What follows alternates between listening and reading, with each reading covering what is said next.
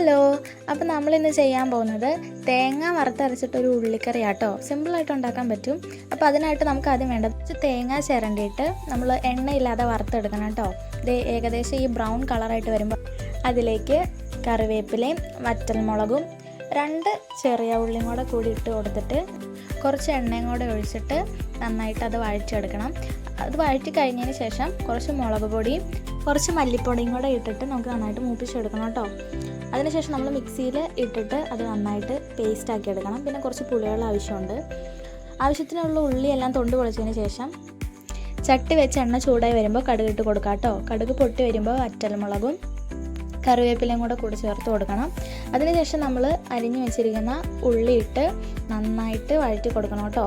അതിന് മുന്നേ നമ്മൾ മഞ്ഞൾപ്പൊടിയും ഉപ്പും കൂടെ ചേർക്കുന്നുണ്ട്. ആവശ്യത്തിനുള്ള ഉപ്പിട്ട് നന്നായിട്ട് വഴറ്റിയെടുക്കണം. ഏകദേശം ഈ കളറായിട്ട് വരുമ്പോൾ ഇതിനകത്തേക്ക് നമ്മൾ പുളിവെള്ളം ആട്ടോ ഒഴിക്കുന്നത്. പുളിവെള്ളം ഒഴിച്ച് ഒന്ന് തിളച്ച് വന്നതിന് ശേഷം നമ്മൾ അരച്ച് വെച്ചിരുന്ന പേസ്റ്റ് ഇട്ട് കൊടുക്കാം. അതെല്ലാം നന്നായിട്ടൊന്ന് മിക്സ് ചെയ്ത് പിടിപ്പിക്കണം കേട്ടോ. അതിനുശേഷം നമുക്കതൊന്ന് തിളയ്ക്കാൻ വെക്കാം. ഇതപ്പോൾ നമ്മുടെ ഉള്ളിക്കറി റെഡി ആയിട്ടുണ്ട്. ഇഷ്ടപ്പെട്ടാലൊന്ന് സബ്സ്ക്രൈബ് ചെയ്തേക്കണേ. അപ്പോൾ ടാറ്റാ.